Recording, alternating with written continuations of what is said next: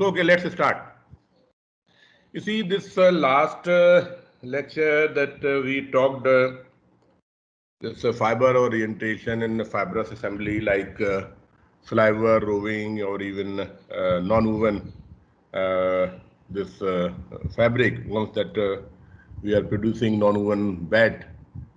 So there that idea was to understand how fibers they are placed in machine direction lengthwise, and so that how much the fiber length is going to contribute to say finally a yarn property.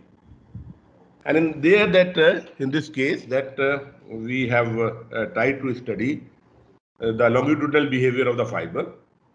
So how fibers that they are configured, placed this in machine direction. The idea is that yes, so if fibers are more straight and parallel, then definitely fiber length exploitation in the yarn will be higher, and that will contribute towards mechanical properties of the yarn. So that is the objective. And in this method, lint cutting method, which we talked in the last lecture, there that we notice, yes, this is a good method, and with the short interval, without much efforts, we can conduct this experiments, and then we can find out this two indices that we have talked about. One is the proportion of curved fiber, and another is this relative fiber parallelization. And there that we found the value of rho, that is the proportion of curved fiber, and if it is increasing, then it means this fiber have a lot of hooks and curliness and other thing. But if value of k rho, that is relative fiber parallelization, that is if it is increasing, that is indicating why fibers are more straight and parallel. So these two indices that are giving very good information about fiber orientation in say sliver, roving, and as I said, in carded web in case of non-woven this fabric. So this method definitely we found very useful.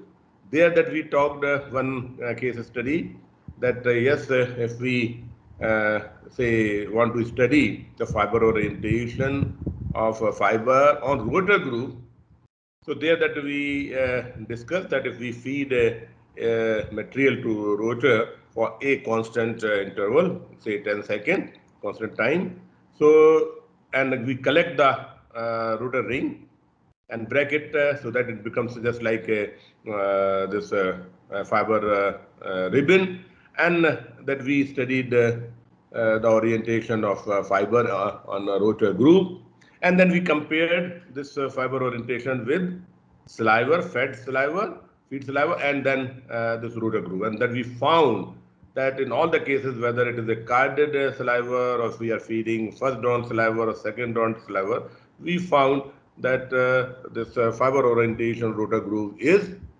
deteriorating. So that we found, yes, there is something wrong with the system, this rotor spinning machine system, which is responsible for disorientation.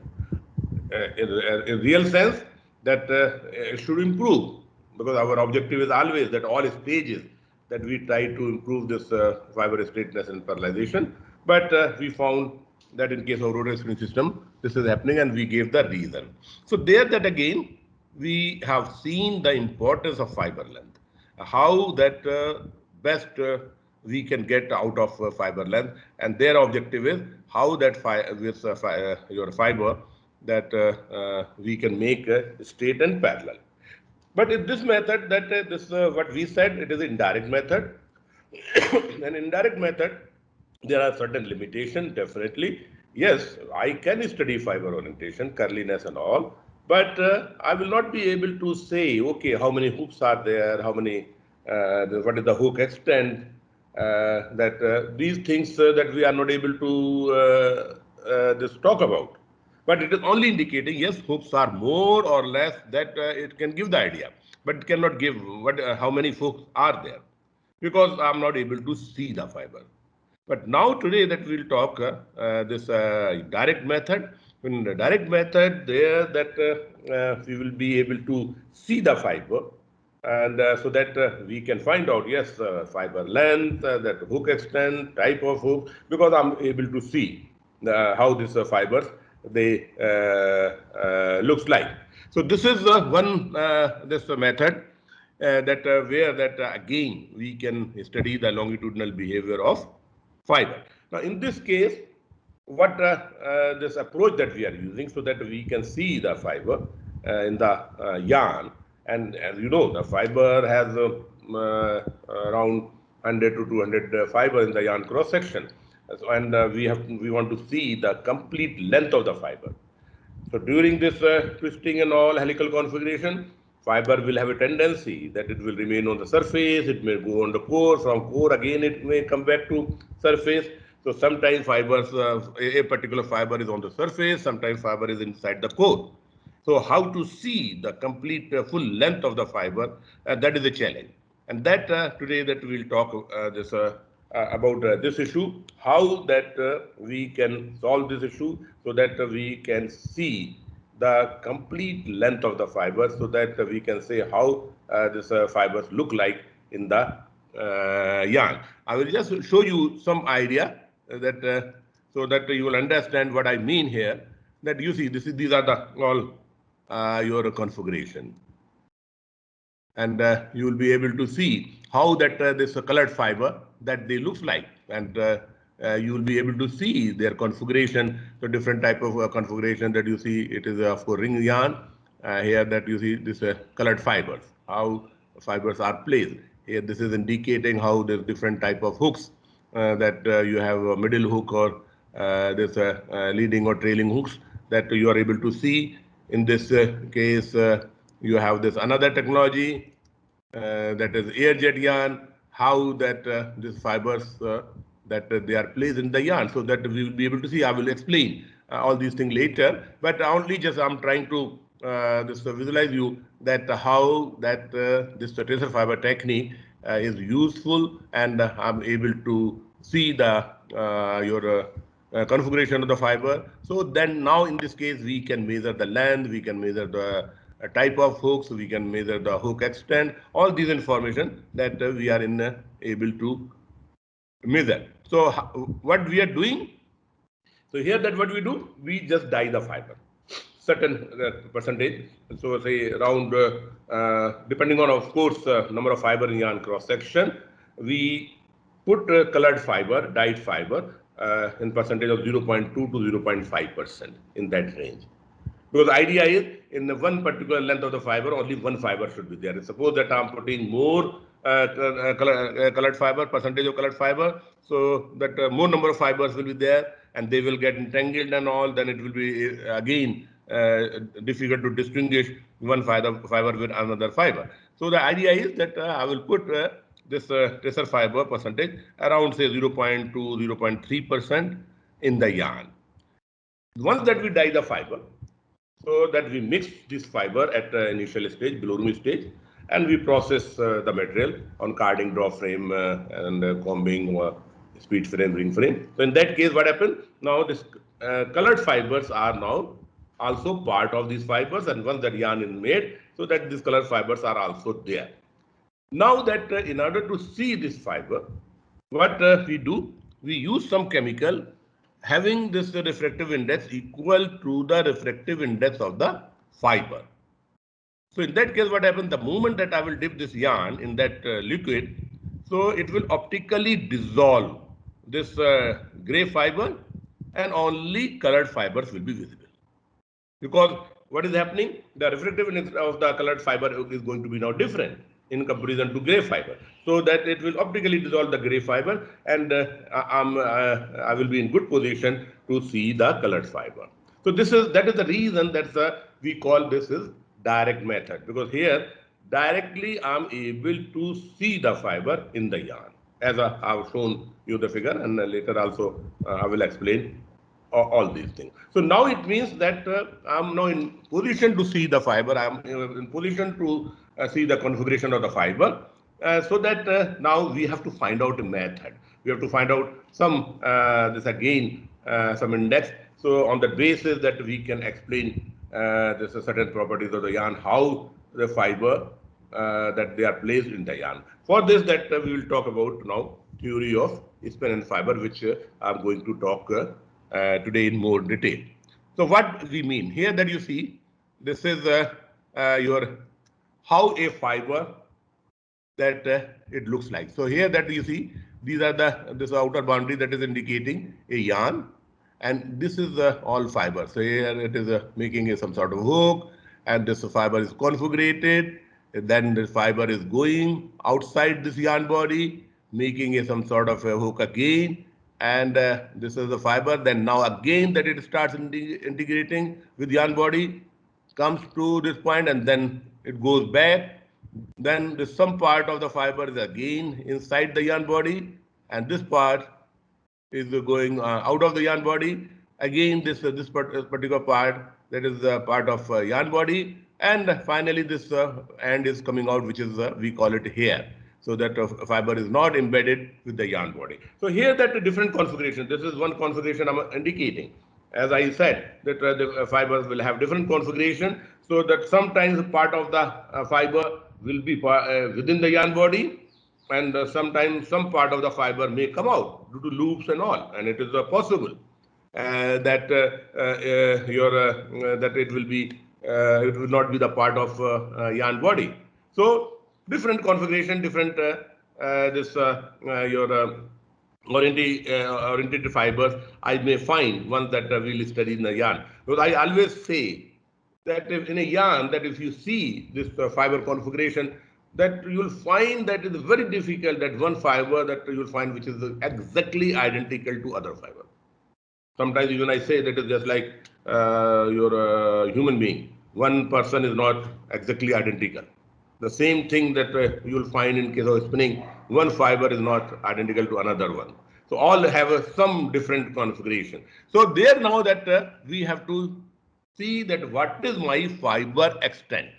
Now fiber extent I will define. This is the length of the fiber in the yarn. Length of the fiber is, because of course this is, if you will say, this is your total length.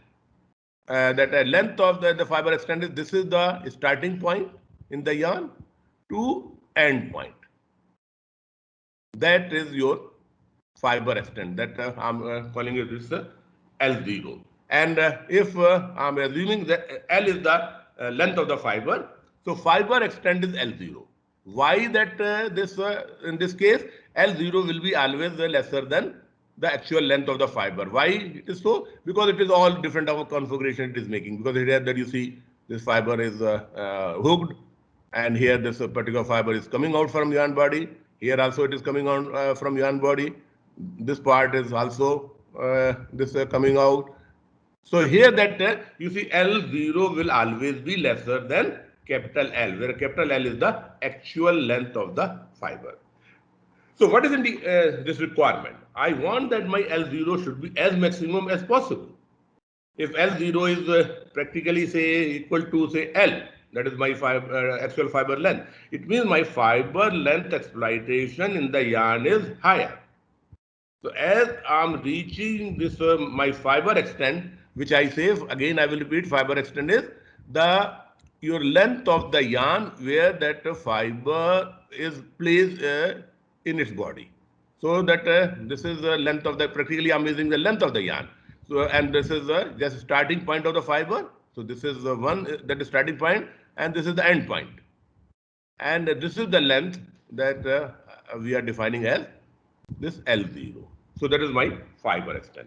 So I have to, so that my process I will use in such a way that I should get maximum fiber extent.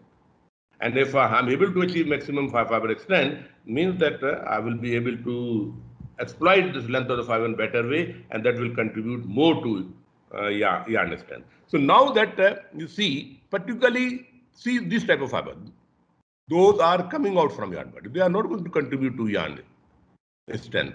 The fiber here, that hairs, it is not going to contribute anything to yarn extent. The fiber here, that is again not going to contribute to the your yarn. Only the fiber which are inside the yarn body, then definitely they are going to play a role to decide the strength of the yarn. And that is the reason that we are studying this your fiber configuration, how that fibers are orientated, and what is the my fiber extent, and on the basis that we say yes, my process, whether that it is maintaining my fiber straightness and parallelization, reducing your hooks, another thing, or not. And if my this extent is reducing, then something wrong with my process. So here now that how that we will go. So this what we have worked out in this figure, that we say this is my fiber extent, that is your L0, and this is my length of the fiber. You see, this is particular length Li, where that which is this totally this particular portion that is embedded in your yarn body. Lj, this is here, this is the part which is coming out this from yarn body. So this again portion which is embedded in a yarn body, and this is the portion which is outside yarn body. Then again this is LM, this is again the part of a yarn body. So in the case of fiber extent, this portion and this particular portion is not going to contribute to yarn extent. But yes, this particular portion as well as this portion and this portion is definitely going to contribute to yarn extent. So now keeping in mind that what we have taken certain this assumption that there's a probability P of the fiber being incorporated in the yarn depends on the ratio of sum of the elemental length Li to actual fiber length this Lj, so that say the P is equal to sigma Li over Lf, where Lf is I'm taking as my actual length of the fiber. So we say if sigma Lj is equal to this Li, that then P is equal to 1. So that we have a probability that the full length of the fiber will be spun in if this P is equal to 1. So in that case, we will say that your Li is equal to Lf. So there's a total length of the fiber is incorporated in yarn body. If then we can say if this sigma Li is equal to 0, so that the P is equal to 0, probability is 0. It means that the total length of the fiber is not a part of this yarn body. Either it is wild fiber, it is just on the surface. So what we say, then the fibers they reside on the yarn surface, or totally as a wrapper fiber. It is just get wrapped over the yarn body. So that way it is not again going to contribute, or it is forming the hairs. As we have seen, it means that these are the fiber here. It is just coming out of yarn body. It means it is not at all this part of yarn body. It is just totally this completely on the surface, and that particular fiber is not going to contribute anything to yarn strength. Then we say if part of the fiber length is spun in and rest protrudes from the yarn or from the form a wrapper, so that we can say this Li is equal to lesser than Lf. So in that case, this is I say this is greater than P and this is greater than 0. In this case, what will happen? That it means that your P will be falling in between 0 to 1 probability. So for the yarn length Lij, that we can say this is sigma Li cos alpha. Cos alpha is what? That you see here, this is a fiber, and this middle part of this boundary, this yarn boundary, that is your yarn axis. So that how that this particular your tangent to this your curve of a fiber or element, this is your angle, that is your alpha. So that is that what we say that so that we are taking the small element, so we can say Li cos alpha, where alpha is the angle between this elemental length and yarn axis. So in this case, what is going to happen? If this can happen for Li and Lm and so forth, so that we can say this KFI, where this is now I'm talking about spinning in coefficient. I will use this word K as a spinning in coefficient. So K is equal to sigma this Lm over capital L, where L is the actual length of the fiber. So now we say where N is equal to I, J, M, this etc. So that we can say KFI is equal to L0, because L0 is what? This is my fiber end, and this is the fibers. Those are away from yarn body. That is means what we say. This is the part we have taken it out, and this is the part we have taken it out. So here that we can say this is L0 is sigma xn whole divided by capital L, where sigma xn the fiber length, this projecting out of the yarn body, because this is not going to contribute my this yarn distance. So that we have taken out. So finally that we are coming, this kf is equal to sigma lin whole divided by capital L, or that we can say this kf in general we can say L0 divided by L, where that this your L0 is the arithmetic mean of the projected length of the individual fibers along the yarn axis, and is the number of observations we have taken, and capital L is the fiber length. So it means that this is my spinning coefficient finally, that L0 over capital L. And what is L0? Again, we can say L0 length of the yarn in which a particular fiber is integrated. And the length of the yarn, how I'm measuring? The starting point of the fiber and end point of the fiber. So this is my length of it. So that is my L0. So now that this formula which we have arrived now finally, that this Kf, that which I will use now very frequently in the subsequent talk, that Kf is equal to L0 over capital L, where L0 is my fiber extent and capital L is the actual length of the fiber. So definitely that this Kf value is going to be lesser than 1. The moment that this value of Kf is reaching towards 1, so it is indicating that my fiber length exploitation is improving, and if the value of L0 is increasing, then we can say that this fiber is going to contribute more towards mechanical properties of the yarn. So now, in fact, this is one good index which now that we have seen and we can study, and on the basis that we will be in good position to explain that suppose if I'm changing any process parameters on any machine starting from say blow room to say up to ring frame, that if how my this value of L0 is changing. If L0 is improving, then I say yes, my process optimization is good. If L0 is reducing, then it means something wrong in my process. The same thing that we can also compare from one technology to another technology, if I say ring versus rotor, or rotor versus air jet, or this air vortex compact spinning. So there that I will also be in position how that different technology that is responsible, how that fiber consolidation in a different technology is taking place, and due to that reason that my KF value is changing. So this is the good significance of your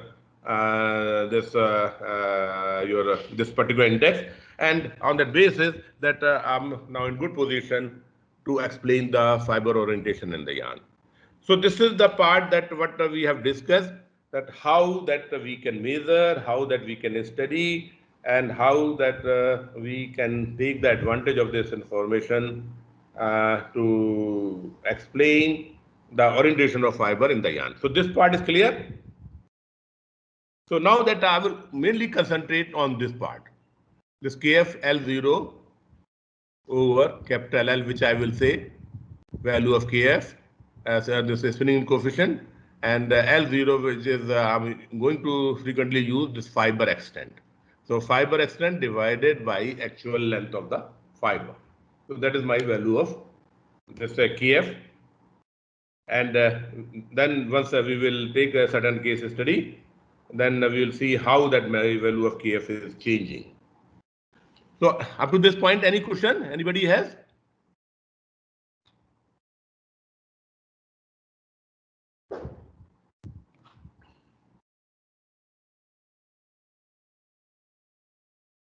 Hello?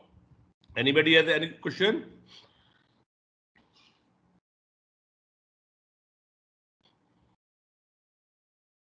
Is it clear or not? It's clear, sir. Okay, so let's go further. So now that here that what I'm trying to show you that how this your fibers that this colored you try to notice the configuration of colored fibers. This is a ring yarn, and I will show you some other spinning system also, and then you try to appreciate how this fiber configuration is different in different technology. So this is, you see how nicely that fibers are helically placed. In this case that you see, the fiber is inside yarn body, so that you are able to see perfectly the configuration of the fiber. Here that you are able to see that the fibers are not open. So it means there's something wrong with my opening process. So that again it is indicating that I have to improve my fiber opening so that I can individualize the fiber.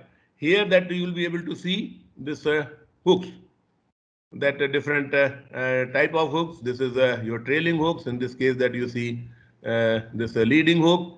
There that you see this middle hook. So as I said that this your indirect method that I'm not able to see that your hook extent, type of hooks and all. But in case of direct method, yes, it is possible.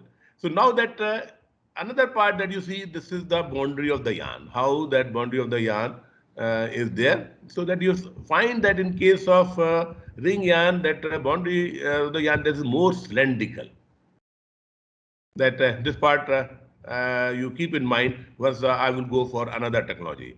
Now, same thing that you'll find in case of rotary spinning system. A rotary spinning system, that a typical phenomena, that this is what we are calling the belts. So these are the belts. Now these belts, what happened? They are just wrapped over the yarn body. So it means once that yarn is getting made and it is made, then the fiber is just wrapped over the yarn body, which that you were not able to see in case of ring. Because this is a typical phenomena, and I will explain later why that this type of bed formation is taking place. Because here that you see this the three beds, one fiber, it is just part is inside body, then again it is got wrapped, then this part of fiber is again in yarn body, and then it is wrapped here. A typical phenomena here that you see. Here that you are finding the fiber that twist in S direction as well as Z direction. Because once you are twisting the yarn, so that your the twisting is either Z direction or S direction depending on my type of machine. But same machine is not able to give me this, you see this particular fiber and another fiber configuration. It means S and Z twist. How it is happening? And these are the things that I wanted to just emphasize, how that this your one technology is different from another technology. How that this different technologies are giving me different fiber configuration, different fiber orientation. And these are the reason that why that one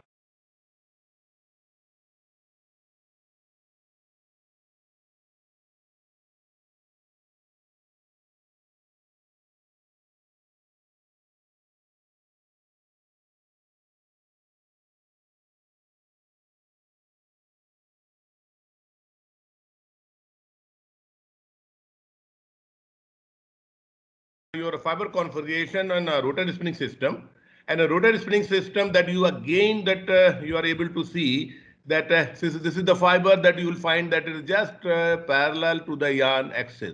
Here that you see some sort of configuration. This is that you are seeing individual fiber, how that they are configured. In this case, that we have shown that the fiber is in S direction as well as in Z direction. Here that you are able to see some this your effect of your this belt fibers. So it means that you have noticed that yes, the configuration of the fiber in ring yarn versus rotor yarn is now different. If my fiber configuration is different, then definitely my yarn properties are likely to be different. Now take a typical this your air jet yarn, because air jet yarn you remember that here that you have a core fiber and sheath fibers.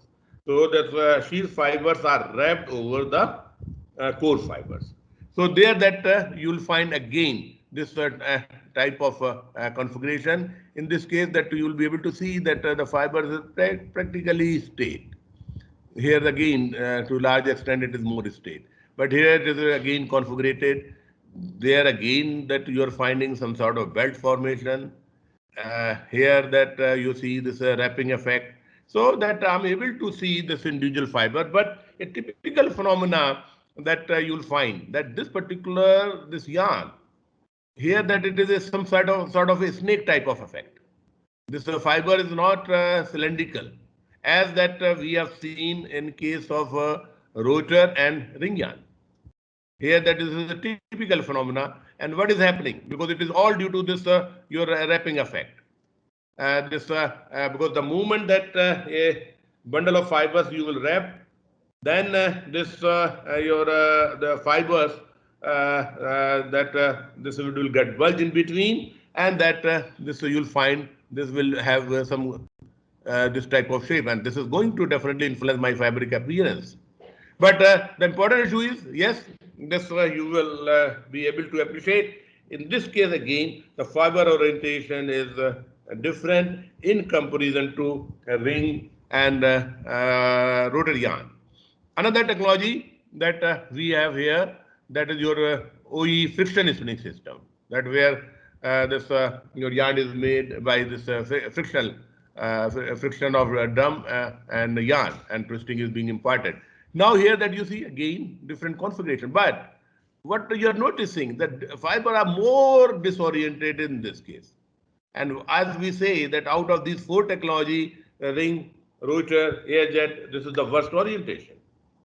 So now the importance of this the picture what I'm trying to show here, that you are now see that individual fiber you are able to see that and on that basis I can now measure this your spinning coefficient which we have defined earlier, and I can calculate this spinning coefficient, and then I can compare with the one technology versus another technology, and then we can say that why this particular this technology has a higher value of KF, higher value of spinning coefficient in comparison to other. So that we have to find out the reason. And these information that helps us in good number of ways, not only to improve the yarn property, it also helps to improve the technology also.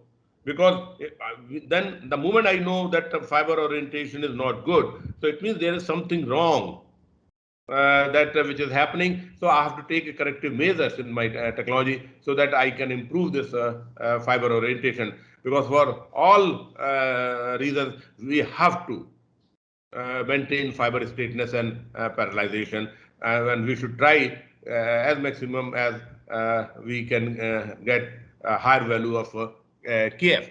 So this is just a different technology because the consolidation mechanism, the way that yarn is made is totally different from one technology to another technology, and this is definitely going to bring a different orientation of fiber, different configuration of fiber, ultimately different structure of the yarn. So now that here just we have shown that say suppose fiber configuration in ring yarn, here that you see leading hooks, that you see this in the ring yarn is 11%. Hook extent is the your the length from this point to this point. This is my hook extent. So hook extent is 1.3 mm. Mean fiber extent that is your that is 25.5 mm. In this case, trailing hooks that you see in the yarn that we are able to see, it is 17%. This hook extend, so this is this point to up to this point where that which fiber is placed in yarn. So that is your 1.9, and mean fiber extend is 25.5. So like this, I can measure all these values. Now in this case, that you say, please, this your hook mean this fiber extent is 28 mm. So this is your middle hook. So like this, that I'm able to see this hooks and all. I am in good position to measure this hook extent, lead this your mean fiber extent and a different thing. But the important issue I want to realize it, because that you have seen this your fiber orientation in the yarn. But in this case, what is one assumption that I have gone for? That we have seen the fiber orientation in one plane, single plane. But yarn has a 3D view. And the configuration of a fiber is going to be different the moment that we will try to study the 3D effect. And this is the 3D effect. Now, how that fiber is in the yarn is so that in X and Y and Z direction, how they are placed. And this is my yarn axis. And that what we have seen earlier, that you see we are all the time talking the fiber in one single plane. So here that now another aspect, important aspect is that if suppose if real sense we want to study the fiber this orientation, that we have to talk about 3D view. Of course, this part I will not go more in detail, because I will talk mainly on the fiber in single plane only. But I want to just realize you here that is the importance you how this fiber that if fiber how that they are integrated in yarn body. In this case, what we did that we divided this fiber length, fiber extent into three parts, equal length. So this is my leading end, this is the middle part, and this is the trailing end of the fiber. It's same fiber is there. But you see, in leading end, what is the configuration? Middle end, the fiber orientation is totally different, and trailing end, it is totally different. So within length of the fiber, that the orientation of fiber is different. So it is not like that this entire length of the fiber that is, they are placed same way. No, because the leading end, this configuration here, this is the trailing end, and this is my this your sorry, this is middle portion and this is my trailing end. So within fiber, that orientation is different. So this is now important issue that we have to understand. We have to go in detail how fibers that they are placed within the yarn body. Now another part that what we are missing that in literature, all the time that we study this structure of the yarn under static condition. What I mean, this is static condition. So yarn is there that you just see because this fiber orientation you are measuring. But what is happening that in a yarn? Once I'm say making the yarn, or winding the yarn, or warping the yarn, or in, using this yarn to make the fabric in loom or knitting machine, fiber the yarn is always under tension, and this fiber length is extended because it is under tension. Now once that fiber is in extended, is in a dynamic condition, that your orientation of the fiber in the yarn is going to be different in comparison to static condition. This is the yarn where that I have not applied any extension. My fibers looks like this. The moment that I extend the yarn, say here that I have extended the yarn 4%. Same portion of the fiber in the yarn, the moment that yarn is extended by say 4%, now you see how the orientation is changing. the middle part with zero extension, which I say is the steady condition. Now dynamic condition, 4% extension, the same portion of the fiber is this orientation is different now here. This is my trailing one. Trailing one with zero extension. The trailing end of the fiber looks like this. The moment that I've extended the yarn, this configuration is changed. So it means that what is indicating now it is time that I should study the structure of yarn under dynamic condition. Because that will give me a better picture. Because suppose I want to see that how many breakages are taking place during weaving. So breakages, the moment I talk breakages, that definitely my fiber is getting extended due to the shedding. So that fiber is under extension. So that the configuration of fiber will not remain like this. Because the moment that it is extended, that this fiber configuration is changing. So it means that I should have this information under dynamic condition. What is my how structure is changing under dynamic condition.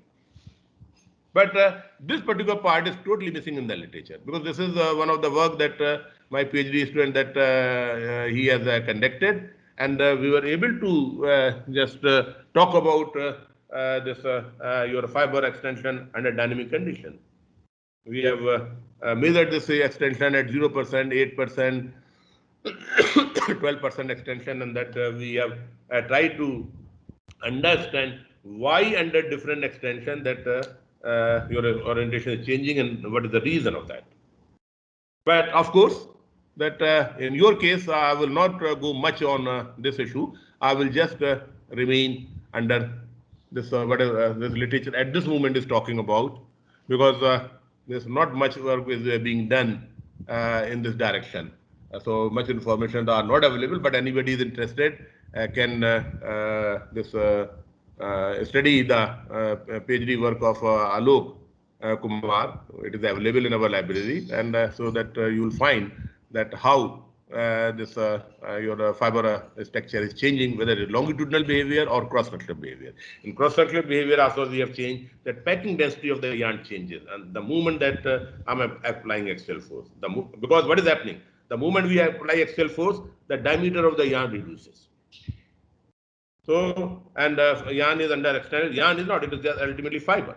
So fiber is under tension, and that they change their this orientation. And if suppose that I want to study the yarn breakages, so I should know what is the structure of the yarn under that tension value. Then I will be in good position that whether the breakages will be low, higher, and all I can talk about. Otherwise, it is not giving this good information. So this is the just for your information that it is now required that we should study the yarn structure under dynamic condition. So here that you see, we can also study in carded web, as that all the time I'm talking about non-woven and another thing, or even a card stage. So this is the web that how my fibers that they are placed, different configuration. So this is that at a 0.5% and 0.3%, because this is just giving me some idea how much colored fibers that I should use, so that I should be able to distinguish the fiber from one fiber to this another fiber. Now come to a case study. Now here that as that we have already discussed, yes, we can measure the spinning coefficient of yarn, and this spinning coefficient is giving me a good idea that if the value of spinning coefficient is reaching towards 1, my fiber stationary parallelization is better, and if my value of Kf is towards the lower side, that my configuration of fiber is not good, so that accordingly that we have to take some corrective step. Now take a typical case study. Here, what we have tried, we have used different fiber length. There's 38 mm, 44 mm, and 51 mm. And we try to compare two technology, ring and open and rotating spinning system. And we measured this spinning coefficient, that we measured the leading hooks, we measured the trailing hooks, we measure that how many fibers are straight, means there are no hooks, and other type of hooks. And then we compare the yarn tenacity and this breaking elongation of the yarn. Now that you see, the moment that I'm using a fiber, this is 38 mm. Now ring versus rotor. Ring that I'm getting this spinning coefficient 0.83. And in case of rotor that I'm getting a spinning coefficient 0.69. What is indicating? It means that in case of ring, I'm able to exploit 83% of fiber length, actual fiber length. In this case, that I'm able to exploit only 69% of my fiber length. So in this case, my fiber length exploitation is lesser. So definitely this, in case of ring spinning, the fiber is going to contribute more to yarn strength in comparison to rotor yarn. Okay. So here that you are saying, so then we can say in case of ring spinning that my fiber straightness and parallelization better. But in case of rotor spinning, that my straightness and parallelization is lesser. So now then in that case, because here that the same fiber, same material, everything is same, but only the technology difference is there. So it means the way that the fibers are getting consolidated during the yarn formation, that is responsible to reduce my value of KF. And that we have to see how are there possibility to improve it. Then one has to look into it. The moment that we try to see this different type of hooks, that you will see that because this spinning coefficient will depend. If my hooks are more or this your hook extent is more, then definitely my this spinning coefficient is going to be lesser. So try to see the leading hook. Here that you have 7% in case of ring. In case of rotor, this we have 26% leading hook. In trailing hooks, in case of ring is 7, but your trailing are 8%. Straight fiber, then definitely because that in this case hook percentages are more in case of rotor yarn. That's why that you are finding the 77% fibers are straight. But in case of rotor, only 44% fiber are only straight. Here that other type of hooks, that ring that you have only 9%, in case of rotor 22%. So what is happening? In comparison to ring spinning system, the rotor spinning system is making more number of hooks. And if hooks are getting made, definitely that my fiber extent is going to be lesser. My value of KF is going to be lesser.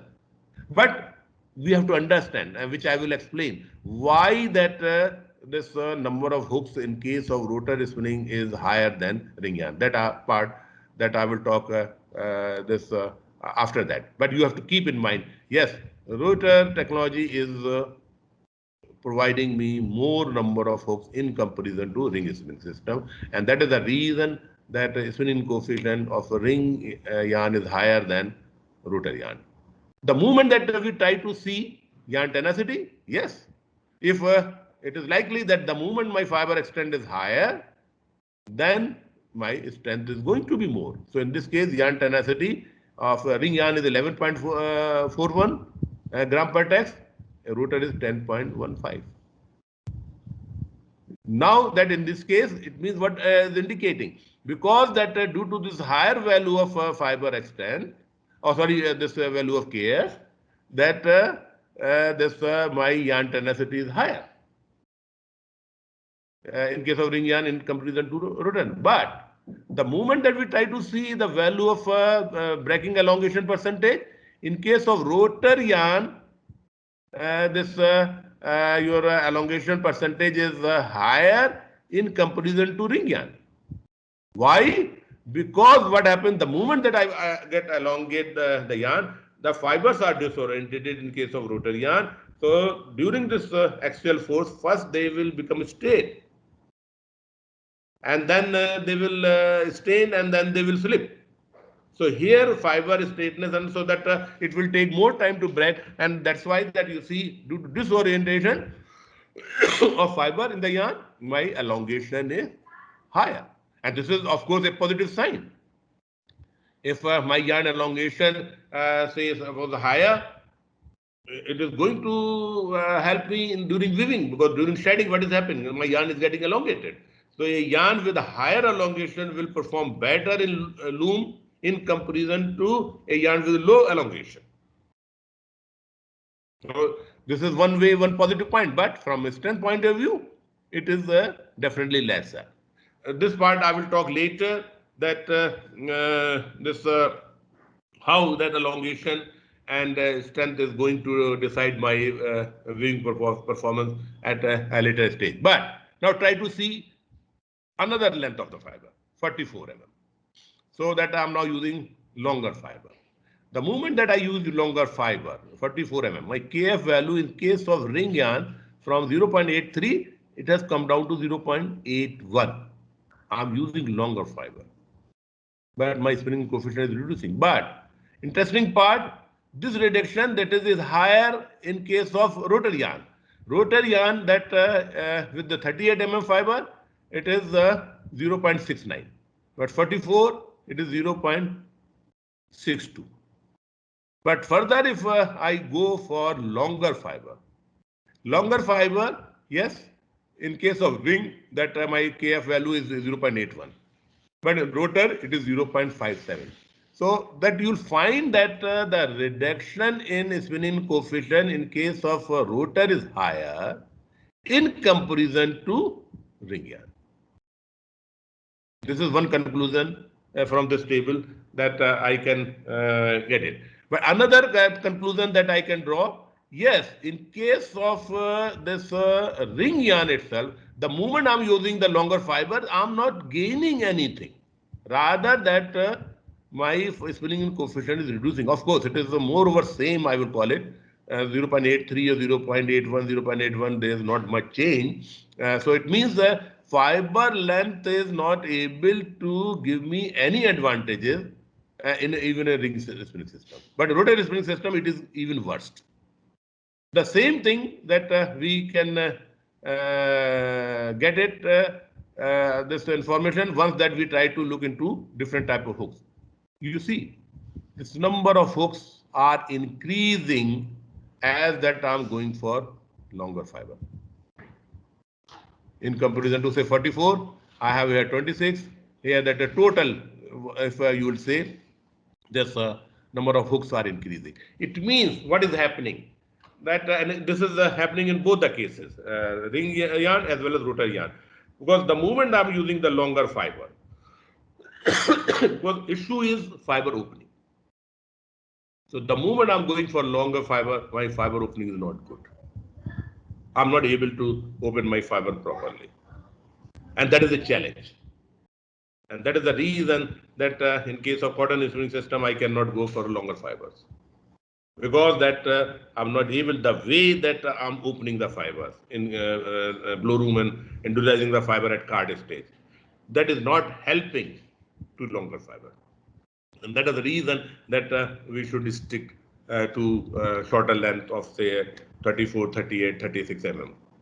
This is another issue that we have realized on the basis of these information, that we have to find out some different system of opening so that I'm able to also open this longer fiber. And this is another challenge for the spinners. It is a good research area for you people also. Try to find out some good alternative of a fiber opening in comparison to what we are using today in the present blow room and in card. So this is another challenge. So overall, that I will conclude here. Yes, that this your index, what we got, that is a spinning coefficient, it is definitely giving me a good type of good information. I'm able to compare. I can study within this technology. I can this study between the technology, and that I can find out in which case my value of KF is lower or higher, and why that my hooks are more and all. And this part, this explanation, I will talk this tomorrow, and I will explain why that this hook generation is taking place once that I compare from one technology to another technology. But yes, this value of Kf is giving me a very good information, and on that basis, I will be in good position to optimize my process parameter, so I can get this maximum advantages in terms of the mechanical properties of the yarn. So I will just end it here. So any question on that?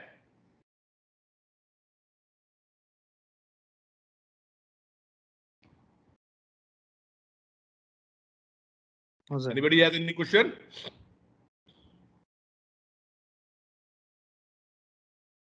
Or you keep this question if you have, so that tomorrow that you can raise. Once that I will take, because I will extend the same lecture tomorrow. Because I have to now give the reasons why that is it is happening. And there that you have to understand, because that is the reason that in my first few lectures, I talk about different spring system, yarn formation and all, because that background will help you to explain all these things. Why that in case of ring spinning system, my spinning coefficient is higher, and why in rotor it is lesser. Why the longer fiber that my spinning coefficient is reducing. Rather, I should get the advantage. Longer fiber should give me more advantage. But as I said, it is an issue related to fiber opening. So I will just end it here. So see you tomorrow. Okay, then bye. Have a nice time. Thank you, sir.